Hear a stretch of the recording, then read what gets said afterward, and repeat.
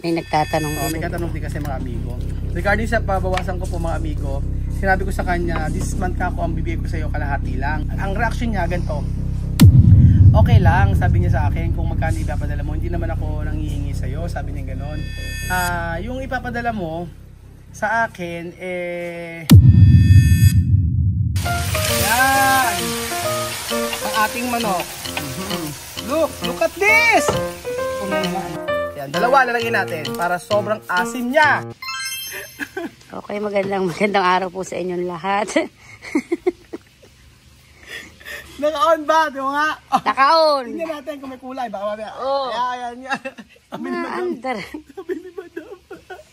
Ay, Madam. Nilagay mo pa ako sa may araw. Tapos pagkayari, di mo na ako binibigyan ng pampano. Pampaputi. Pampaputi. Magandang araw po sa inyo lahat mga kababayan ko. Nandito po tayo katirikan ng araw. Ngunit ang iluluto natin ay pampainit ng katawan. Ito po ay ang sinampalukang manok. Sinampalukang manok init-init. Kita ka? De? Okay. Bukas 2 brilliant yung bili mo sa akin. Brilliant ba gusto mo? So for today's video, sinampalukang manok iluluto natin. So ayan, mag-isa tayo ng luya. Luya ng nanay mo. Luya. Ano napakasarap. Ang sinampalukang manok, para sa sabi nila na ang sinampalukang manok, parang tawag nila dito ay sinigang na manok. Ganon. Pero tawag namin dito ay sinampalukang manok. So ang ginagamit namin manok ay good cal. What is good cal? Ang good cal po ay ito yung matigas na manok, na para siyang native na manok. So iba yung sabaw niya. Mamaya pakikita ko sa inyo. Ang ingredients lang naman niya ay luya, pero dapat lutuin nyo mabuti yung luya para hindi malansa.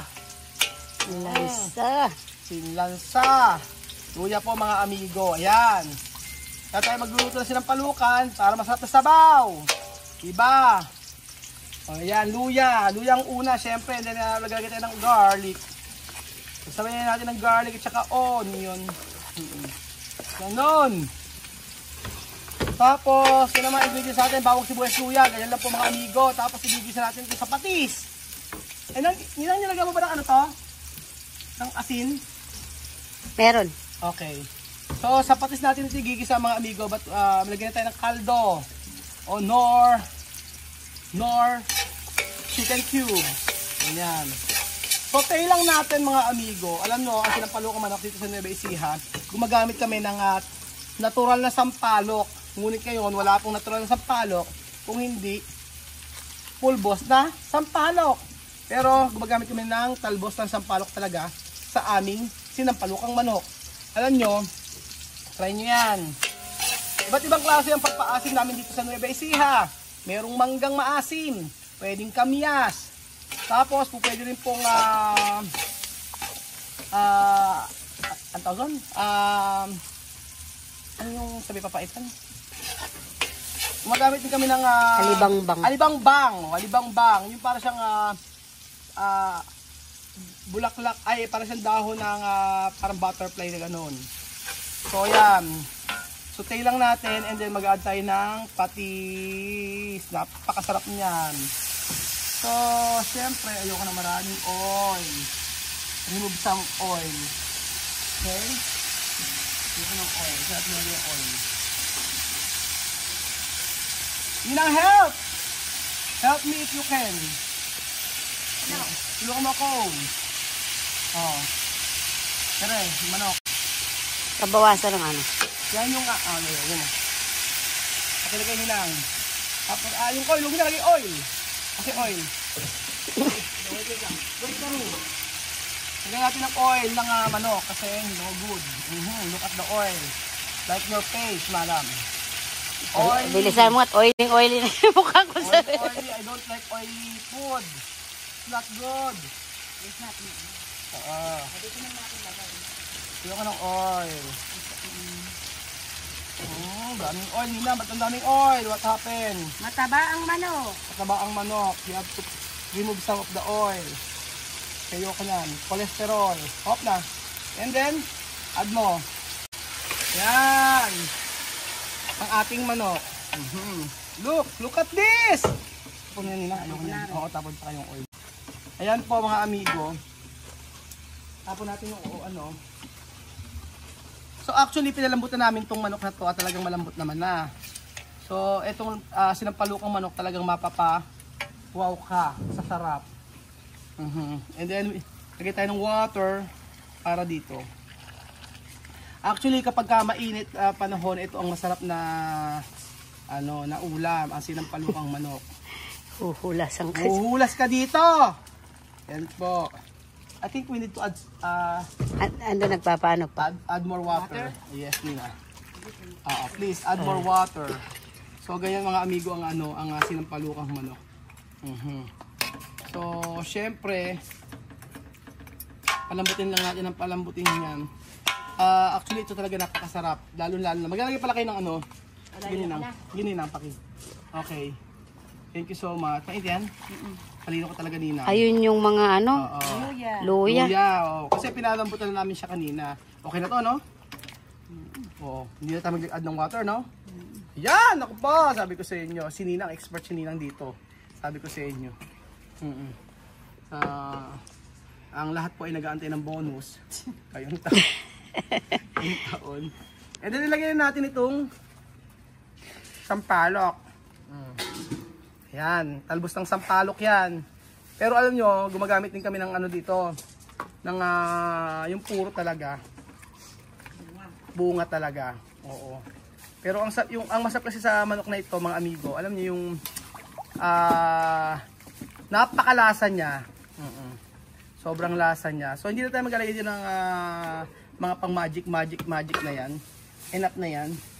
And then we will add some ayan. Para medyo maanghang. Siling panigang. Ayan mga amigo. Ganyan po kami magluto ng sinampalukang manok. Ganyan lang siya. So antayin lang natin siya magkulo and then we will add the pechay. Pechay po ilalagay natin para syempre may gulay-gulay naman mga amigo. And then maglalagay tayo nito pang-asin.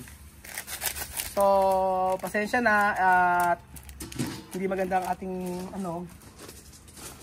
hindi maganda yung ating hindi sampalok ang gagamitin natin.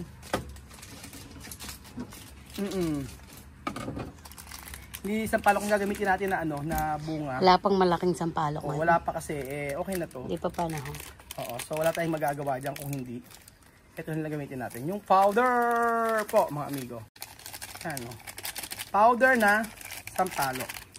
So para maasim, gamitin natin dalawa. Okay? Alright? Alright, madam? Alright, okay. Yan, dalawa lalagyan natin para sobrang asim niya. Kasing-asim ng kilikili ni Bebong. Opo, kasing asim ng kilikili ni Bebong. Ayan, ako Diyos mio, marmar. Ayan na, tumatawag na si Beljun. Okay, Beljun? Why?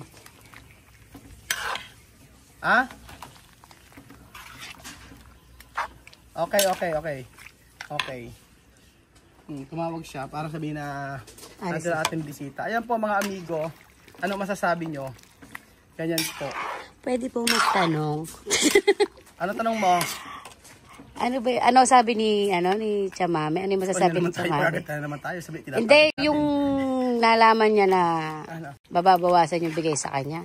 Mabawasan ng padala. Oo. Kasi mga amigo kwento. Para alam din nila, mababawasan yung padala ni may nagtatanong din. May nagtatanong din kasi mga amigo.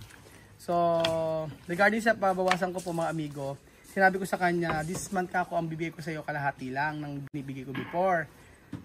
Tapos, ganito sabi niya, okay, yung papadala mo, ang reaction niya, ganito. Okay lang, sabi niya sa akin, kung magkano ipapadala mo, hindi naman ako nanghihingi sa'yo, sabi niya gano'n. Yung ipapadala mo sa akin, ibibili ko ng mga materials para sa bahay.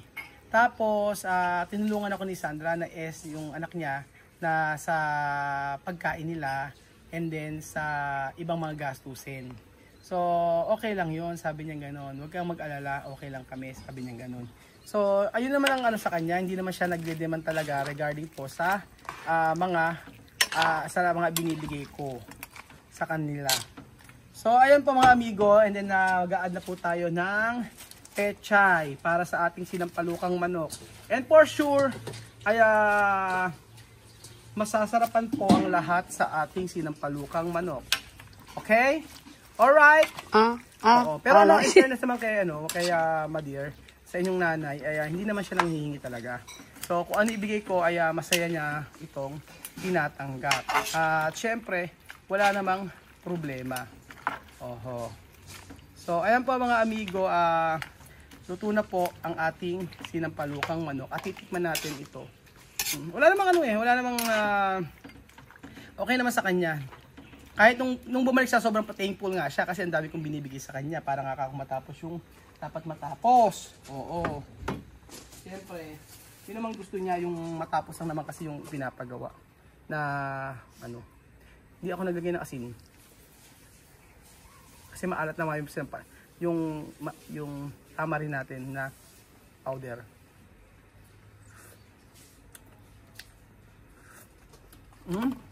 Actually okay na. Hindi mo kailangan maglagay ng kung ano. Ayan. So si Madam patitikman natin. Madam dito nga. Tikman na. Ayan po mga amigo, titikman na po ni Madam ang sinampalukan. Sige. Kulang sa asim. Asim. Kulang sa asim? Sige, maglagay tayo ng asim. Lagyan natin. So, ayan, kulang pa rin ng asim, sabi ni Madam. So, kasi gusto ko sa sinigang talagang maasim. Ayan, gusto talaga maasim. Hindi yung suka. Kasi di ba sinigang, kailangan maasim. Kinagat ko na. Ayan, maglagay tayo isa pa. Isa pa. Yes. Tatlo, nilagay natin. Sus Mariosep. Dami. So, ayan na ang ating sinampalukang manok na talaga masasarapan ang ating mga kakain dito. And talagang pure na masarap ito. Sayang lang kung napapakita. Kung panahon lang ng sampalok ngayon, mga amigo.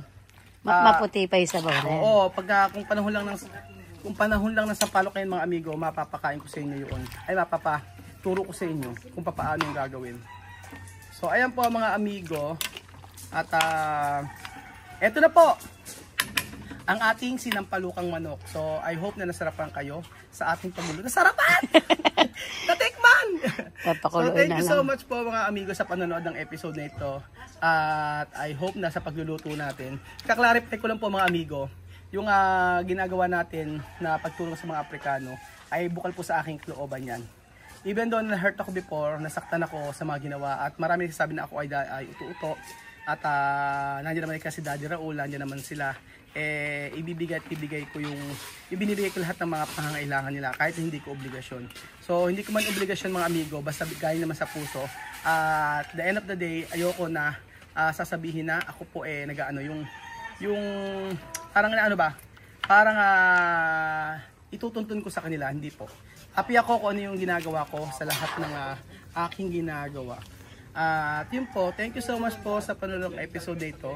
At God bless po. Sarap ng sinampalukang manok. Okay, video mo ako.